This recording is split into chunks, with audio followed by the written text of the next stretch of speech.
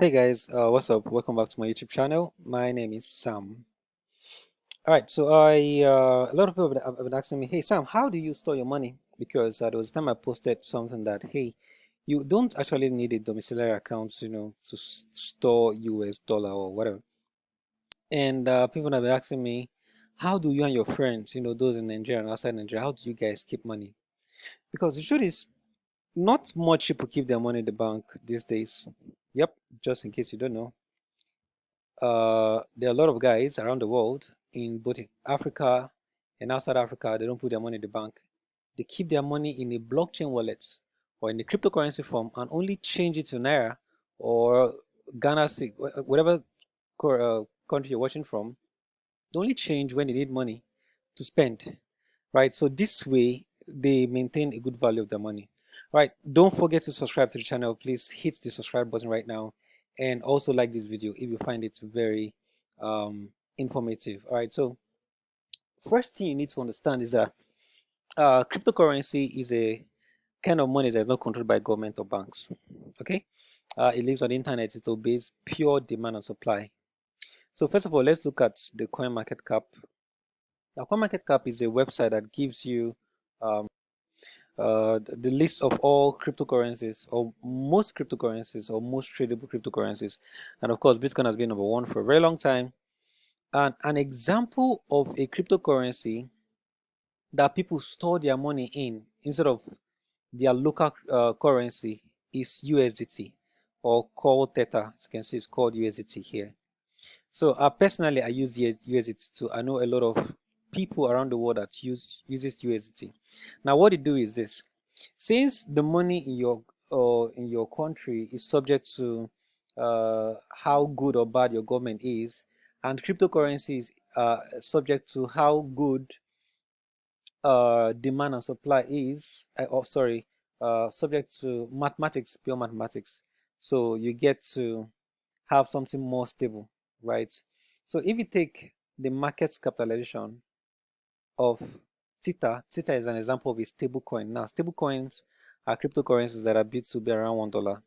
If you take this value here and divide it by this value here, you will get this value here, $1. So that's why this currency has been around $1. Say $1, $1. If you check the price is in green. So you see $1, $1. It's been fluctuating. Just in case you don't know where the $1 is, just look at this rectangular box that has market cap, that has price.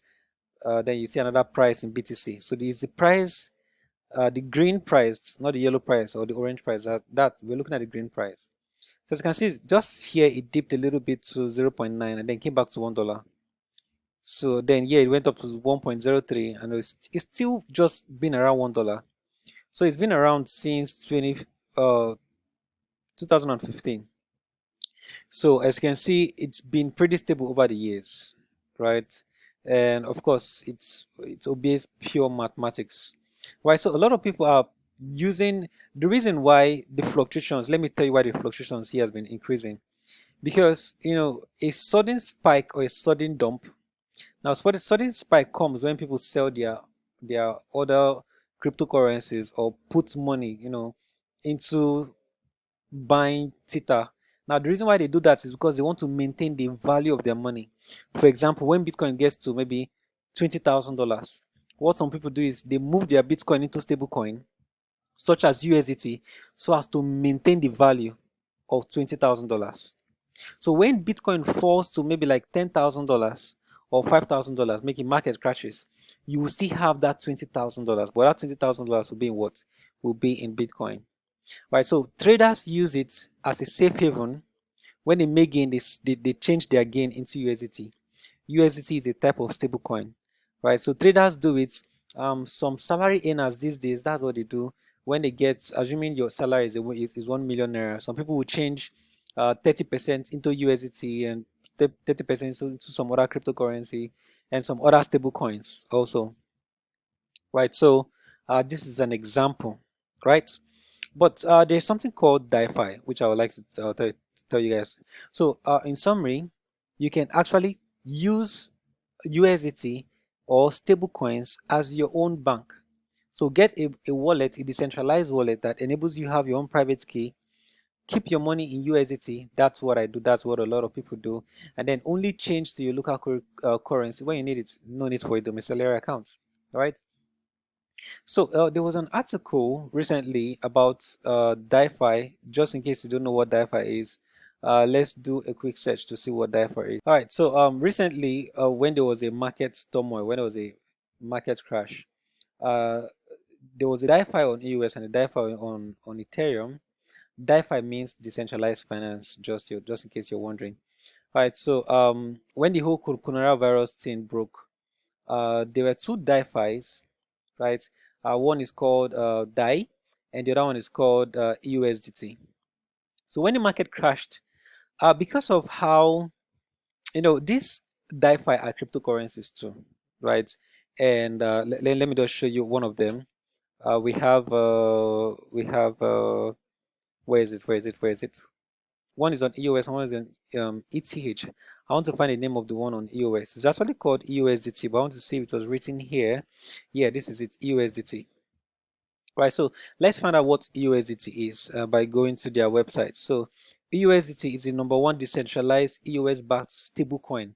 Now remember what I told you about stablecoin. I said USDT is a type of stablecoin. Now, sorry, USDT is a type of stablecoin, and then we have EOSDT. USDT is another type of stablecoin, and it's expected to be around $1. The same way USDT is expected to be around $1. You see? So this is another type of stablecoin. One USDT equals to $1. So you can actually use stablecoins as your own DeFi. Now, DeFi has a lot of explanations, which for this video I will not go into that, but I will try to explain the best way I can. So let's look at two DeFi in the last crash and see how they both managed, and see it will help you know which decentralized stable coin you should use. Right, so in the last market crash, two DeFi projects or coins were noticed, one on EOS and one on Ethereum. And then the one on Ethereum is called DAI. So this is the website right here. Get DAI now, DAI. Right, so DAI was built to be around $1 too. Right, so let's find out what happened between these two guys.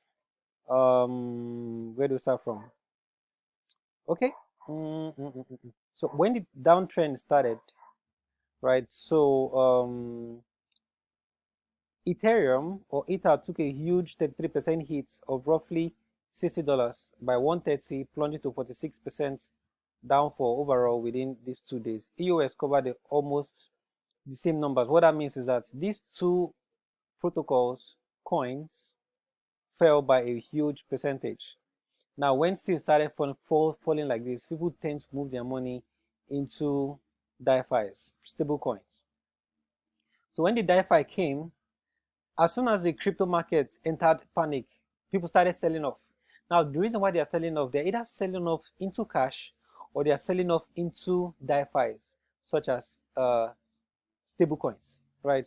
So the number of transactions in blockchain networks predictably increase. The Bitcoin blockchain normally hovers around less than 0.5 transactions per second, but it was handling about 5.6 transactions per second, making it very slow. Right, so the number of pending transactions on the Ethereum network increased dramatically. Now I will tell you why it increased, and of course the guys on Ethereum, they are not lazy; they are working on solving this. The average amount of time to confirm a block increased from the usual 15 seconds to 2680 seconds. That's some huge delay. I will tell you why that happens, and I'll tell you how they are trying to solve this. Those guys are really smart. All right, so because the number of time needed to confirm a transaction, right, on the Ethereum network increased, there was now some serious increase in gas needed, right? So as a result of that, now the applications or decentralized applications now started having some outrageous fees, right? And at the same time, EOS didn't experience, when this whole thing was happening on Ethereum, EOS blockchain didn't experience these issues the same way, right? As seen in the chart below, EOS will just remain stable, right? So EOS was designed for a bandwidth capacity of 250 transactions per second. Is actually way more than that, and could potentially be scaled to 4,000. Actually, EOS currently handles about 3,996 transactions per second. That's the highest TPS that it has gotten, not even 4,000. It's currently lower than 4,000. While Ethereum processes 15 transactions per second. Now you might ask, what does this mean for you, right? What does this mean for you as a guy who wants to keep his money? Well, here's what it means. Let's see, margin calls liquidation. Now, let's read this. Margin calls, now for those that are trading, came raining down with the first heavy price drop. At this time, the on-chain prices of both systems were synced. You see, but as soon as MakerDAO's on-chain prices started losing their peg. Now, if you remember when we were on CoinMarketCap, we saw how USDT was trying to maintain balance to be around $1. Now that's the same thing as people try to sell from trading and try to buy. You know, the coin tends to go either above $1 or below $1. You see, so that's why they said as soon as MakerDAO's on-chain prices started to lose, so it started to lose its peg from $1. It's supposed to be around $1. The intensity of margin calls and liquidation began decreasing despite the price crash. In summary, what this thing means is that the MakerDAO could not hold its peg and perform really badly. Why? Because the transaction confirmation time on Ethereum is pretty slow. Okay, let me just give you a chart that will help you understand this.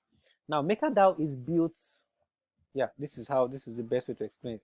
Now, USDT, which is this stable coin right here, USDT, which is this stable coin right here, was built on this blockchain. Why MakerDAO is built on this blockchain?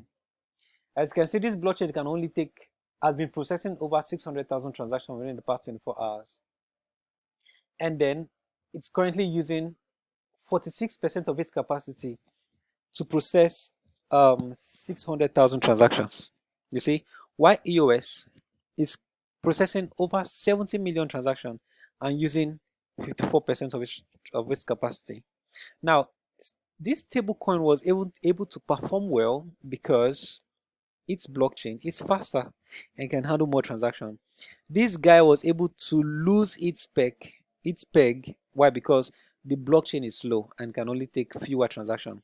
But hey, the Ethereum guys are working on solving this. That's why they have Ethereum 2.0 coming up. Now, what's the summary of this video? If you're trying to put your money into a stable coin, right, make sure you do a background check on the stable coin you're trading into. Right, so do you want to trade into USDT? Have you done your background check on USDT? How well has it been performing? Is there a better option to USDT? Right, so are you going to use USDT? What makes you think USDT is better? Are you going to use MakerDAO? Right, so just in case you didn't read this article, I'm going to drop it for you because it's really important you know these things. You don't just choose any stable coin. Check out where these stable coins are built on and how well have they been performing. How is there a better stable coin to use for your project or for your trading? All right, guys, that's all I have for you today. I just wanted to talk to you about stable coins. So in summary, you want to keep your money in a safe place where it doesn't it has little effects from inflation in your local currency. You can store your money in any of the stable coins. And if you want to know the stable coins I use, I'll drop my WhatsApp link there so you can chat me up. All right, don't forget to subscribe to the channel and like this video. See ya.